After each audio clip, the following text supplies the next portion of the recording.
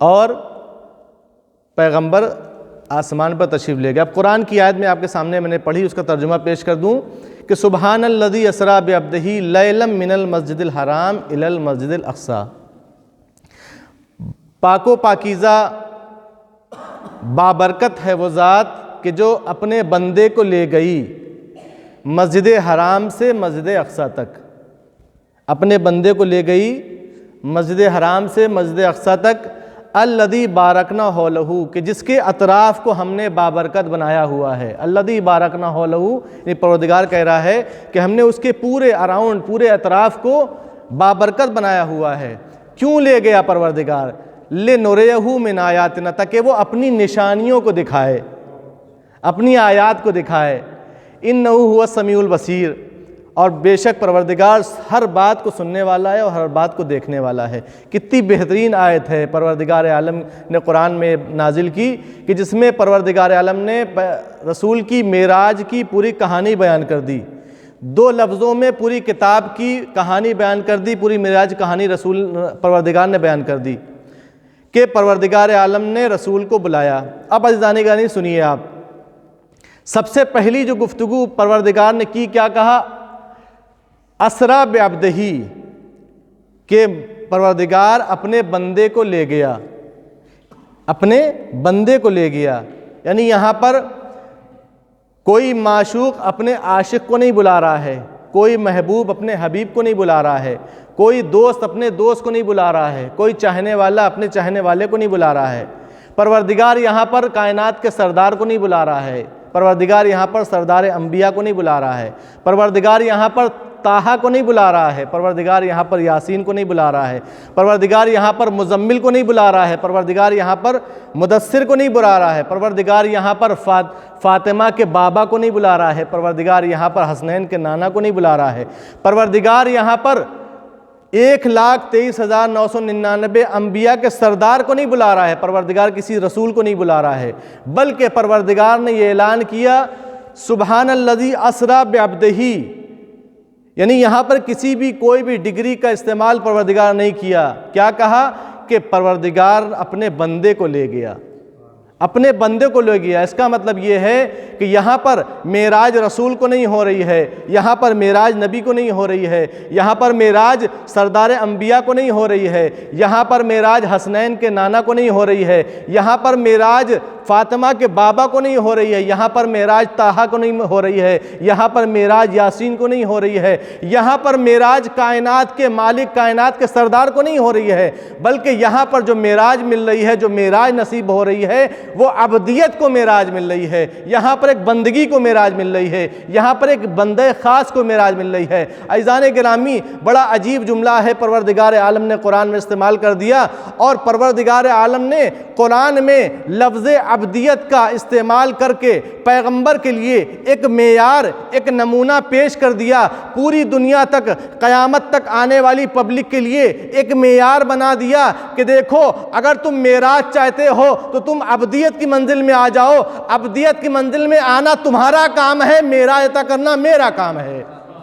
صلوات بھیج دیں محمد و آل محمد پر، اللہم صلی علی محمد و آل محمد وعجل فرجہم۔ ایک اس سے بہتر مل جل کر صلوات پڑھیں محمد و آل محمد پر۔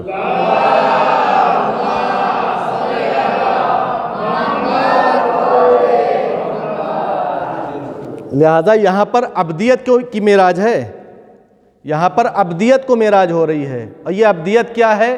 یعنی بندگی، پروردگار کا نیک بندہ ہونا، پروردگار کا خاص بندہ ہونا، اور اس عبدیت میں بڑی طاقت ہے، یہ معمولی چیز نہیں ہے عبدیت، یہ بندگی کوئی، آپ اس کو یہ تصور نہ کریں کہ بندگی مطلب کوئی بہت معمولی کوئی عام بات ہے، نہیں، عبدیت مقصد خلقت انسان ہے، اس لیے کہ اگر وہ معبود ہے تو ہم سب اللہ کے بندے ہیں، ہماری سب سے بڑی ڈگری اگر کوئی ہو سکتی ہے تو وہ عبدیت ہے، اس سے بڑی کوئی اور ڈگری نہیں ہو سکتی، لہذا عبدیت میں بڑی طاقت ہے، یہ وہ چیز ہے کہ جس کو مل جائے، اگر یہ کسی کو مل جائے خالص عبدیت، باکمال عبدیت، تو پھر عزیزان گرامی پھر انسان کو اسباب و آلات کی ضرورت نہیں پڑتی ہے۔ یہ ابدیت کسی زمان و مکان کی محتاج نہیں ہے، اس لیے کہ اس میں بڑی طاقت ہے۔ پھر انسان اگر ابدیت والا ہے تو پھر وہ میلوں سفر طے کر لے گا منٹوں سیکنڈوں میں، وہ میلوں سفر طے کر سکتا ہے، وہ جہاں چاہے وہاں جا سکتا ہے۔ شرط یہ ہے کہ اس کی ابدیت میں خلوص پایا جائے، شرط یہ ہے کہ اس کی ابدیت کامل ہو، شرط یہ ہے کہ اس کی ابدیت معراج کی منزل پر ہو۔ لہٰذا عزیزان گرامی، اگر ابدیت کسی کی کمزور ہے، اور ظاہر سی بات ہے 14 سال پہلے کی بات ہو رہی ہے، بھائی آج کے زمانے میں دنیا نے ترقی کی ہے، ٹیکنالوجی نے ترقی کی ہے، تو لوگ چاند پر جانے کی بات کر رہے ہیں، لوگ مریخ پر جا رہے ہیں، لوگ انترکش پر جا رہے ہیں، لوگ فضاؤں میں سفر کر رہے ہیں۔ یہ 14 سال پہلے کی بات ہے، اور میں آپ کو بتاؤں کہ ٹیکنالوجی کی ضرورت اس کو پڑتی ہے کہ جس کی ابدیت میں کھوٹ پایا جاتا ہے، جس کی ابدیت ناقص ہوتی ہے، جس کی ابدیت میں خلوص نہیں پایا جاتا۔ 14 سال پہلے کائنات کا سردار اپنی ابدیت کی بنیاد پر زمین سے لے کے آسمان تک 7 آسمان کے سفر طے کر کے معراج کی منزل پر ہو کر آ گیا۔ عزیزان گرامی، 14 سال پہلے جو نبی آسمان کے سفر کر کے آیا ہے تو سوچئے اس کی ابدیت کس منزل پر ہوگی۔ لہٰذا انسان کو ٹیکنالوجی کی ضرورت، ترقی کی ضرورت اس وقت ہوتی ہے کہ جب اس کی ابدیت اور بندگی خالص نہ ہو، لیکن اگر کسی کی ابدیت اور بندگی پختہ ہے، مضبوط ہے، تو عزیزان گرامی پھر اسے کسی چیز کی ضرورت نہیں پڑتی ہے، پھر اسے کسی چیز کی ضرورت نہیں پڑتی ہے، اس لیے کہ پھر پروردگار اس کو پوری کائنات پر اختیار دے دیتا ہے، پوری کائنات پر کنٹرول دے دیتا ہے، جب چاہے جہاں چاہے جیسے چاہے سفر کر سکتا ہے۔ سیکنڈ بھی بہت بڑی چیز ہے، سیکنڈ سے چھوٹی بھی اگر کوئی چیز ہے تو اس کو آپ ذہن میں لائیے، اس ایک سیکنڈ سے چھوٹے لمحے میں بھی یہ صاحب ابدیت چاہے تو ملینوں کلومیٹر کا سفر طے کر سکتا ہے۔ یہ ہے ابدیت عزیزان گرامی۔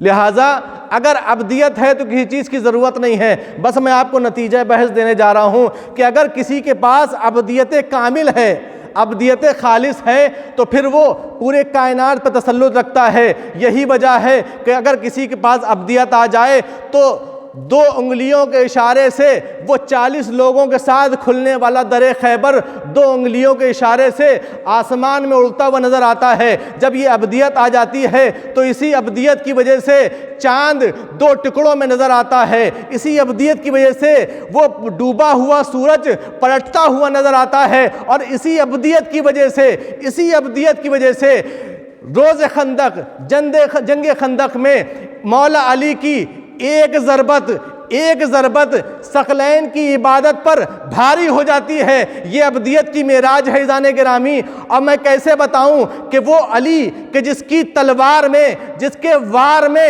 اتنا خلوص پایا جا رہا ہو، تو سوچئے کہ جب وہ عبادت کر رہا ہوگا تو اس کی عبادت میں کس قدر خلوص ہوگا۔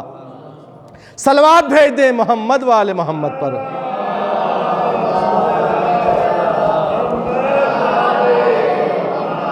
جس کی تلوار میں اتنا خلوص ہو کہ جب تلوار چلا رہا ہو تو اس کے 7 نسلیں دکھائی دے رہی ہوں، کہیں کوئی اس نسل میں منافق یا کوئی کافر تو نہ ہو، تو سوچئے جانے گا جو تلوار اتنے خلوص سے چلا رہا ہو، اگر وہ مسلح عبادت پہ آتا ہوگا تو اس کا خلوص کس منزل پہ ہوگا۔ یہ ہے ابدیت کی معراج۔ جب انسان ابدیت کی معراج پہ پہنچتا ہے تو پروردگار عالم اس کو کائنات پہ تسلط دے دیتا ہے۔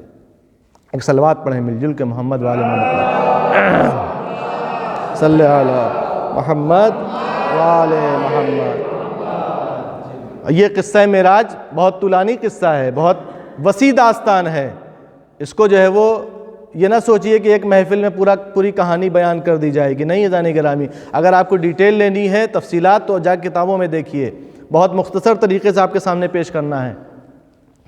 27 رجب کی رات مورخین نے لکھا ہے کہ 27 رجب کی رات وہ رات تھی کہ جب پروردگار عالم نے اپنے حبیب کو بلایا، اپنے بندہ خاص عبد کامل کو بلایا، اور پیغمبر کا سفر معراج شروع ہوا۔ ساتھ میں سید الملائکہ ہیں، بہت توجہ چاہتا ہوں جانے گرامی، ساتھ میں سید الملائکہ ہیں۔ اب پیغمبر کا سفر کہاں سے شروع ہوا؟ جیسا کہ آپ نے آیت ملاحظہ کیا، من المسجد الحرام الی المسجد الاقصی، مسجد حرام سے ان کا سفر شروع ہوا، اور اس کے بعد اب پیغمبر چل رہے ہیں آسمان کی طرف. ظاہر سی بات ہے آسمان جو ہے وہ طبقہ طبقہ ہے، اپارٹمنٹ کی صورت میں بنا ہوا ہے. پہلا آسمان، دوسرا آسمان، تیسرا آسمان، چوتھا، پانچواں، چھٹا، ساتواں، اس کے بعد اس کے اوپر کی منزلیں. تو پہلے پیغمبر پہلے آسمان میں پہنچے. پیغمبر نے، میں مختصر کر رہا ہوں، پیغمبر نے پہلے آسمان کو عبور کیا، طے کیا. دوسرے آسمان میں پہنچے، دوسرے کے بعد تیسرے آسمان میں پہنچے، تیسرے کے بعد چوتھے آسمان میں پہنچے. جب چوتھے آسمان پر کائنات کا سردار پہنچا تو وہاں پر استقبال کرنے کے لیے نبی خدا حضرت عیسیٰ علیہ السلام پہلے سے موجود تھے. اب جناب عیسیٰ نے پیغمبر کا استقبال کیا تو تاریخ نے وہ منظر بھی لکھا کہ جب نماز کا وقت آیا، جب نماز شروع ہوئی تو نماز جماعت اس نے پڑھائی کہ جو عبد کامل تھا، جو معراج پر، عبدیت کی معراج پر تھا. یعنی محمد مصطفیٰ نماز پڑھا رہے تھے اور حضرت عیسیٰ پیچھے نماز پڑھ رہے تھے. اس کے بعد پیغمبر نے چوتھے آسمان اور پھر پانچواں، چھٹا اور پھر ساتویں آسمان کی منزلوں کو طے کرتے ہوئے پیغمبر جب ساتوں آسمان طے کر چکے، اس کے بعد پیغمبر سدرۃ المنتہا کو طے کیا. اس کے بعد پیغمبر نے تمام منزلیں طے کر لی اور عرش اعظم سب سے آخری منزل، یعنی آسمانوں میں سب سے آخری منزل عرش اعظم. جب عرش اعظم میں پیغمبر داخل ہوئے، سید الملائکہ، ایک مرتبہ چلتے چلتے سید الملائکہ حضرت جبریل امین کے قدم رک جاتے ہیں. اور جب دیکھا پیغمبر نے مڑ کر دیکھا کہ جبریل تو میرے ساتھ نہیں ہیں. کیا دیکھا؟ جبریل پیچھے کھڑے ہیں. کہا ہے جبریل آگے آؤ، ابھی منزل بہت باقی ہے. تو جبریل کے جملے سنیے. کہا ہے نبی خدا، اے اللہ کے رسول، اب اس سید الملائکہ کو چلنے کی اجازت نہیں ہے. اب اگر میں ایک قدم بھی آگے بڑھاؤں گا تو میرے بالوں پر جل جائیں گے. عزیزان گرامی، یہی تو معراج ہے عبدیت کی. جب عبد کامل بنتا ہے تو اس منزل میں پہنچ جاتا ہے کہ جہاں پر ملائکہ تو کیا، سید الملائکہ بھی مقابلہ نہیں کر سکتے. صلوات بھیج دیں محمد والے محمد پر.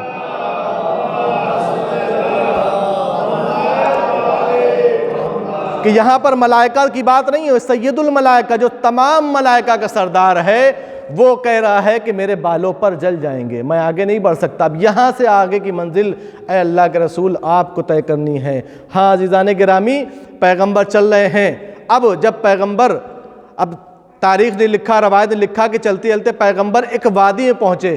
اب یہ بالکل آخری منزل ہے، بالکل میں نے مختصر کر کے بیان کیا ہے، یہ بالکل آخری منزل ہے کہ جب وادی میں پیغمبر داخل ہوئے اور پیغمبر نے پروردگار کے کرشمے دیکھے، اس کی قدرت کے نظارے دیکھے، جنت الماوا کے نظارے دیکھے، جنت الفردوس کے منظر دیکھے، تو پروردگار عالم کی بارگاہ میں جناب رسالت مآب نے ایک مرتبہ ارادہ کیا کہ اپنے نالین، اپنی جوتیوں کو اتار لیا جائے، اس لیے کہ میں مقدس جگہ پہ آ گیا ہوں. عزیزان کرام، جملے کو تکرار اس لیے کر رہا ہوں، اس لیے بڑا قیمتی جملہ ہے. جناب رسالت مآب نے صرف خیال کیا، ارادہ کیا کہ میں اپنے جوتوں کو، اپنی جوتیوں کو اتار لوں، اس لیے کہ یہ مقدس وادی ہے. آواز قدرت آئی، اے میرے حبیب آپ ان نالین سمیت آ جائیے. میں یہیں پر ایک روک کر ایک جملہ کہوں گا کہ ایک اور نبی خدا تھا کہ جب اللہ کی بارگاہ میں داخل ہوا تھا اور وہ اپنی جوتیوں کے ساتھ آ رہا تھا تو اللہ نے کہا تھا یا موسیٰ فخلا نالیک، اپنی جوتیوں کو اتار کے آؤ، اس لیے کہ انکا بالوادی المقدس طویٰ، تم مقدس وادی میں داخل ہو رہے ہو. تو یہ کیا ماجرا ہے؟ ایک نبی کو جوتیاں اتارنے کا حکم دیا جا رہا ہے، دوسرے نبی سے کہا جا رہا ہے کہ تم جوتیاں اتار کے آؤ. عجب نہیں آواز آئے، موسیٰ کہے کہ ارے میں موسیٰ ہوں، میں نبی ہوں، یہ سردار انبیاء ہے، میں اللہ کا نبی ہوں، یہ تمام نبیوں کا سردار ہے. ایک صلوات بھیج دیں محمد والے محمد پر.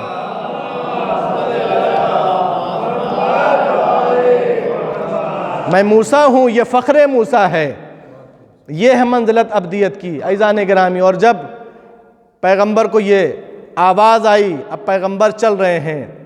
تاریخ نے لکھا کہ ایک جملہ قاب قوسین او ادنا، یہ آپ کے دعائے ندبہ میں بھی جملہ موجود ہے. اس کا مطلب کیا ہے؟ قاب قوسین او ادنا، یعنی اتنی آگے چلے گئے. فرض کریے کہ یہ دیوار ہے تو پیغمبر اس دیوار تک یا اس دیوار تک اتنے آگے پہنچ گئے کہ ارشاد ہوا قاب قوسین او ادنا، یعنی 2 کمان یا اس سے کم کا فاصلہ رہ گیا تھا. قوس کہتے ہیں، قوسین یعنی قوس کہتے ہیں عربی میں تیر کمان ہوتا ہے جس میں تیر مارا جاتا ہے، تو وہ کمان یعنی دو کمان کا فاصلہ، یعنی پروردگار عالم کی جلالت سے، اس کی بزرگی سے، اس کی بارگاہ میں اتنے نزدیک ہو گئے تھے اللہ کے رسول کہ ارشاد ہوا کہ نبی آپ اتنے نزدیک ہو گئے ہیں کہ 2 کمان یا اس سے کم کا فاصلہ رہ گیا ہے۔ یہ تو نبی کا کرم تھا، اب ذرا پروردگار عالم کی مہمان نوازی سنیے۔ جیسے ہی 2 کمان یا اس سے کم کا فاصلہ رہ گیا، اب پروردگار نے کس طریقے سے استقبال، اپنے حبیب کے استقبال کا انتظام کیا، اس کو بلایا، اس کے لہجے کو اختیار کیا کہ جو اسی نبی کا وصی برحق تھا، جو اسی نبی کا مولا تھا، جو اسی نبی کا جانشین تھا، جو اسی نبی کا خلیفہ تھا، اس کے لہجے کو اختیار کیا۔ اللہ نے، خدا نے اپنے شیر کے لہجے کو اختیار کر کے اپنے حبیب سے باتیں کی۔ اب میں ایک جملہ آپ کے سامنے کہنے جا رہا ہوں۔ ہم سب سنتے ہیں کہ علی کی زبان لسان اللہ ہے، علی کی زبان لسان اللہ ہے، یعنی علی کی زبان اللہ کی زبان ہے۔ آخر کیوں کہا جاتا ہے کہ علی کی زبان اللہ کی زبان ہے، علی کی زبان اللہ کی لسان ہے؟ اس لیے کہ یہ وہ زبان ہے، علی اس ذات کا نام ہے کہ جب اللہ کلام کرتا ہے تو وہ علی بنتا ہے۔ صلوات بھیج دیں محمد و آل محمد پر۔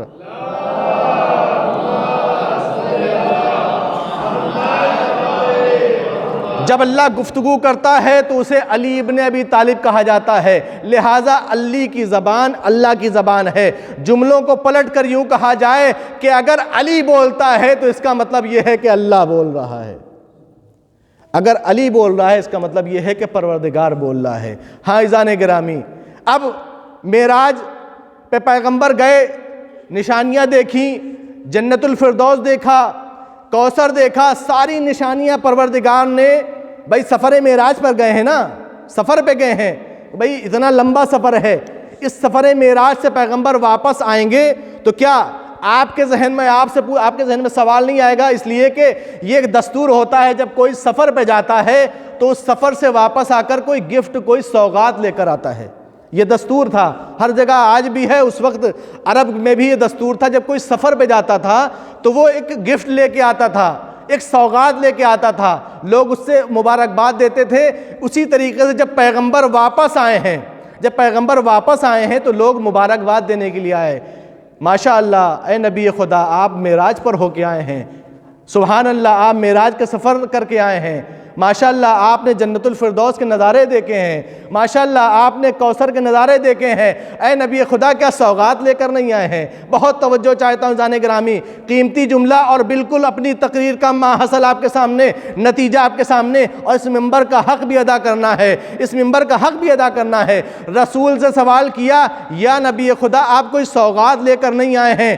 2 سوغات رسول لے کر آئے ہیں۔ ایک کائنات میں ان دونوں سوغات کی مثال نہیں ملتی ہے۔ پہلی سوغات یہ ہے کہ جب لوگوں نے رسول سے کہا کہ اے نبی خدا کوئی سوغات لے کر نہیں آئے ہیں، تو رسول نے کہا بے شک لے کے آیا ہوں۔ اچھا سوغات بھی کون لے کر آیا ہے؟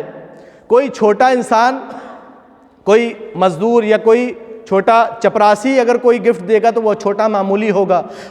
کوئی بھی گفٹ، کوئی بھی سوغات، کوئی بھی ہدیہ دینے والے کی عظمت سے جانا جاتا ہے۔ دینے والا جیسا ہوگا اس کا گفٹ، اس کا ہدیہ اتنا ہی اہمیت رکھتا ہے۔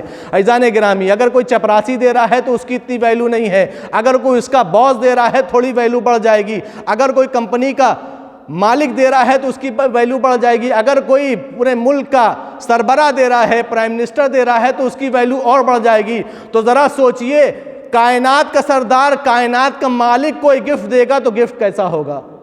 صلوات پڑھے محمد والے محمد پر۔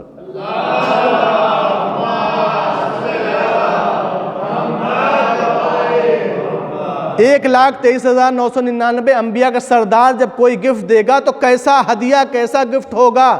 رسول نے فرمایا کہ بے شک سوغات لایا ہوں، اور سوغات یہ ہے کہ اگر تم کو معراج چاہیے تو اگر تم چاہتے ہو کہ تمہیں بھی معراج ہو، تمہارے لیے ایک ہدیہ لے کر آیا ہوں۔ تمہیں آسمان کا سفر کرنے کی ضرورت نہیں ہے، تمہیں آسمانوں کی سیر نہیں کرنی پڑے گی، تمہیں عرش اعظم تک جانا نہیں پڑے گا۔ ایسا ہدیہ، ایسا نمونہ اور ایسا نسخہ لے کر آیا ہوں، جب چاہو تمہیں معراج حاصل ہو جائے گی۔ سوال کیا وہ کیسی سوغات ہے؟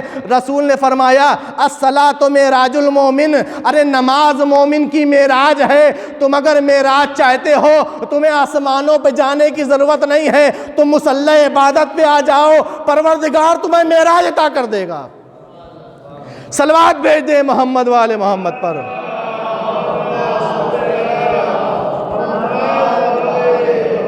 تم مصلی عبادت پہ آ کر اپنی عبدیت کا مظاہرہ کرو، پروردگار کا کام ہے تم کو معراج عطا کرنا۔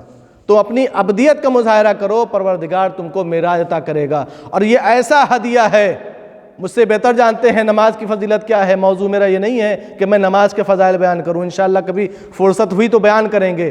تو یہ اہمیت ہے کہ جو پروردگار کا کائنات کا سردار وہاں سے ہدیہ اور گفٹ لے کے آ رہا ہے، وہ ہے نماز۔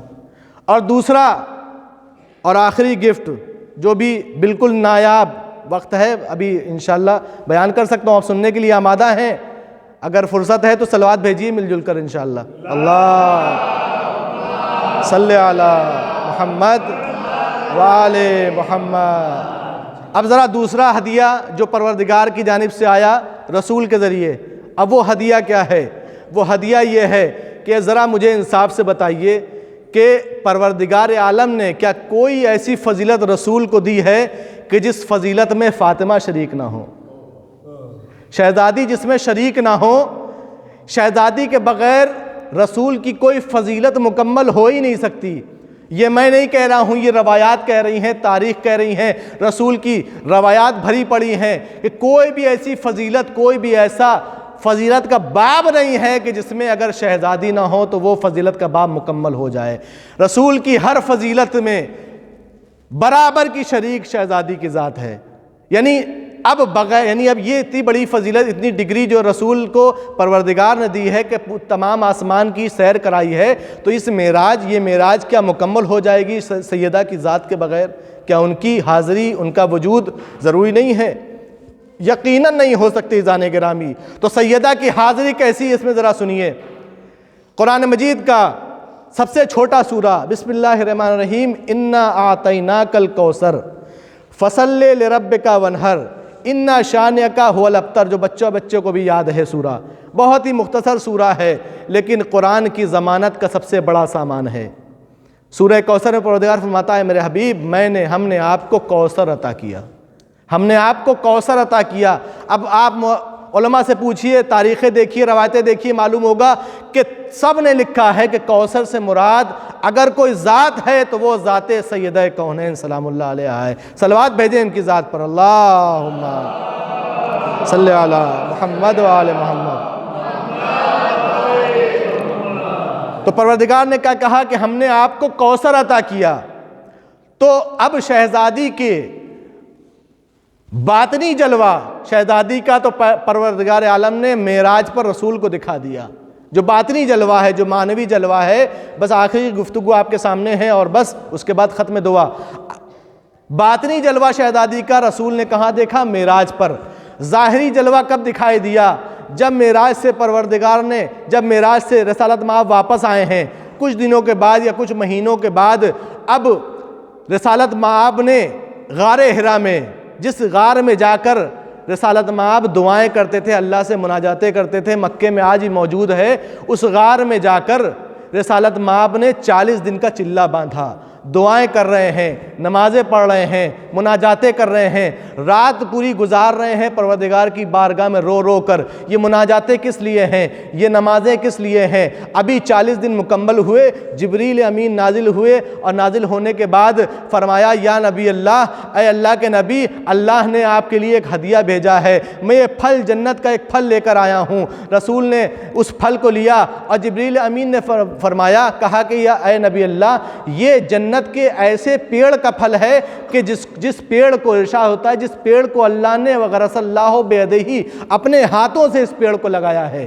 اپنے ہاتھوں سے اللہ نے اس پیڑ کو لگایا ہے۔ اس پیڑ کی خصوصیت یہ ہے کہ اس کی جڑوں کے جیسے یہ پیڑ لگا ہوا ہے، ایک ایسا پیڑ ہے جس کی جڑوں کے نیچے سے دودھ کی میٹھی نہریں جاری ہوتی ہیں جو پوری جنت کو سیراب کرتی ہیں، پوری جنت کو۔ انشاءاللہ ہم سب بھی جنت میں جائیں گے تو دیکھیں گے، پوچھا جائے گا، سوال کیا جائے گا یہ نہر کیسی ہے، تو جواب ملے گا یہ نہر طوبہ درخت، اس درخت کا نام طوبہ ہے، تو سے طوبہ، یہ درخت طوبہ سے نکل کے آ رہی ہے نہر، یہ اس درخت کا پھل ہے۔ اور عزیزان گرامی، اس درخت میں ایک پھل لگا، صرف ایک پھل لگا جسے فاطمہ زہرا کہا جاتا ہے، اس درخت کا ایک پھل جسے فاطمہ زہرا کہا جاتا ہے۔ اب نبی خدا نے وہ پھل کو لیا، اس کو دو نیم کیا، یعنی دو ٹکڑے کیا، جیسے ہی وہ دو ٹکڑوں میں ہوا، دو حصوں میں ہوا، اس سے ایک نور ساطع ہوا جس نے پورے فضا کو منور کر دیا، پورے فضا کو معطر کر دیا۔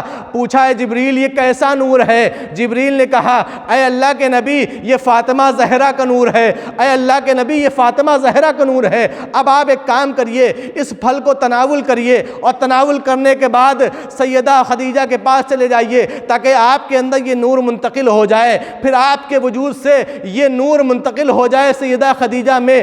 رسول نے ایسا ہی کام کیا، اس پھل کو کھایا، اور وہ پھل سردار انبیاء کے بطن میں، سردار انبیاء کے وجود میں نور بن کر اترا۔ اس کے بعد وہ نور خدیجہ میں منتقل ہوا، اور یہی وہ نور ہے۔ میں نے قرآن کی آیت سنائی تھی انا آتیناک الکوثر، پروردگار کہہ رہا ہے کہ ہم نے، اے میرے حبیب ہم نے کوثر عطا کیا۔ اب یہ وہی نور ہے کہ جو جناب خدیجہ کے ذریعے ظاہر ہوا، دنیا میں آیا، یعنی سیدہ کی ذات عطا الہی ہے، اللہ کا ہدیہ ہے، اللہ کا گفٹ ہے۔ ہاں عزیزان گرامی، یہی وہ لمحہ تھا۔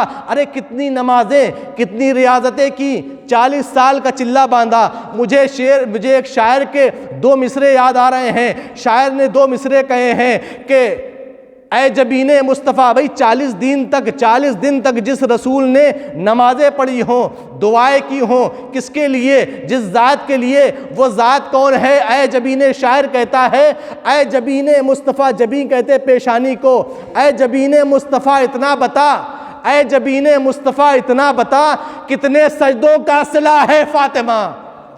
اے جبین مصطفیٰ اتنا بتا، کتنے سجدوں کا صلہ ہے فاطمہ؟ ایک صلوات بھیج دیں محمد وآل محمد پر۔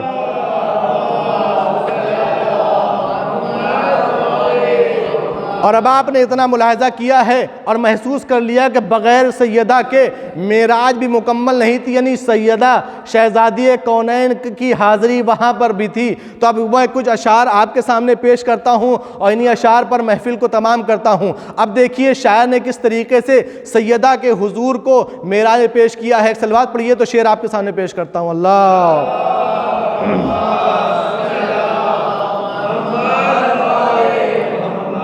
قصہ معراج کیا ہے داستان فاطمہ، قصہ معراج کیا ہے داستان فاطمہ۔ ابھی آپ نے سنا کہ رسول فاطمہ کا بابا آسمان پر معراج پر گیا، اور اللہ نے جس کے لہجے میں بات کیا وہ علی ابن ابی طالب، جو فاطمہ کا شوہر۔ اب دیکھیے آپ کہ فاطمہ کیسے معراج میں موجود ہیں۔ قصہ معراج، اس عنوان سے ہی معراج کو دیکھیے۔ قصہ معراج کیا ہے؟ داستان فاطمہ ہے، ادھر شوہر ادھر ہے بابا جانے فاطمہ، ہے ادھر شوہر ادھر ہے بابا جانے فاطمہ۔ اور یہ بھی شعر بطور خاص سماعت فرمائیے گا کہ پنجتن ہے آج زیر آسمان فاطمہ، پنجتن ہے آج، حدیث کے ساتھ پڑھتے ہیں، ہر پنجشنبے کو حدیث کے ساتھ پڑھتے ہیں، ملاحظہ فرمائیے گا پنجتن ہے آج زیر آسمان فاطمہ۔ اب یہ ایک آسمان تو موجود ہے، یہ آسمان فاطمہ سے مراد کیا ہے؟ بہت بڑا مصرع ہے، اگر اس کا ریزن نہ بتایا جائے کہ پنجتن ہے آج زیر آسمان فاطمہ، پنجتن ہے آج زیر آسمان فاطمہ، چادر تطہیر میں ہے خاندان فاطمہ، پنجتن ہے آج زیر آسمان فاطمہ، چادر تطہیر میں ہے خاندان فاطمہ۔ تو کوئی نامحرم نہ جائے کہہ دیا جبریل نے، کوئی نامحرم نہ جائے، کوئی نامحرم نہ جائے کہہ دیا جبریل نے، سرحد سدرہ سے آگے ہے مکان فاطمہ، کوئی نامحرم نہ جائے کہہ دیا جبریل نے، سرحد سدرہ سے آگے ہے مکان فاطمہ۔ اور گود میں لے کر کہا زینب نے مادر کا سلام، غازی عباس علمدار کی ذریعہ رکھی ہے، گود میں لے کر کہا زینب نے مادر کا سلام، کان میں عباس کے پہنچی اذان فاطمہ، گود میں لے کر کہا زینب نے مادر کا سلام، کان میں عباس کے پہنچی اذان فاطمہ تو سر وہیں پہ حضرت عباس کر دیتے قلم، سر وہیں پہ حضرت عباس کر دیتے قلم، حر اگر نسلن نہ ہوتا قدردان فاطمہ، حر اگر نسلن نہ ہوتا قدردان فاطمہ۔ اور اس سلسلے کا آخری شعر و محفل تمام، سر وہیں پہ حضرت عباس کر دیتے قلم، حر اگر نسلن نہ ہوتا قدردان فاطمہ۔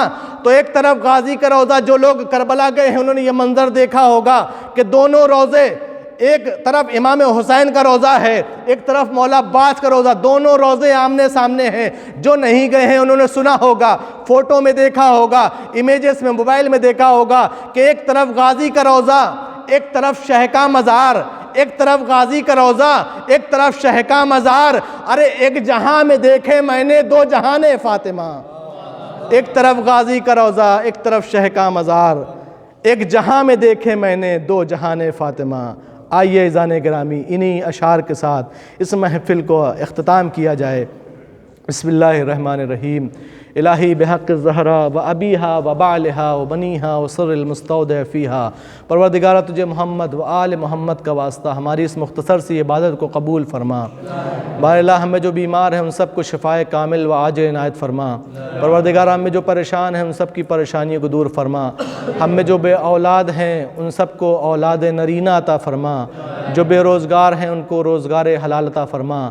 پروردگارہ تو جیسا چاہتا ہے ہمیں ویسا بنا دے۔ پروردگارہ ہمیں صوم و صلاۃ، نماز و روزے کا پابند بنا دے۔ معبود جہاں جہاں بھی شیعان حیدر کرار ہیں ان کی جان و مال و عزت و آبرو کی حفاظت فرما۔ جہاں جہاں بھی شیعان حیدر کرار ظلم کا شکار ہیں ان سب کو ظلم سے رہائی عطا فرما۔ جو ظالمین ہیں، مستکبرین ہیں، ان سب کو نیست و نابود فرما۔ پروردگارہ ہمیں اہل بیت کے راستے پر، اہل بیت کے نقش قدم پر چلنے کی توفیق عطا فرما۔ ہمیں اپنے بچوں کی تربیت، صحیح تربیت، اسلامی تربیت کرنے کی توفیق عطا فرما۔ ہمیں تعلیم اہل بیت پر عمل پیرا ہونے کی توفیق عطا فرما۔ بار الہ والآخر تجھ سے یہی دعا کرتے ہیں کہ جب تک ہم زندہ ہیں، ہماری حیات گل ہونے سے پہلے، ہماری حیات تمام ہونے سے پہلے، ہمیں اپنی بارگاہ بلانے سے پہلے ہمیں ایک مرتبہ حسین کی بارگاہ ضرور دکھا دے۔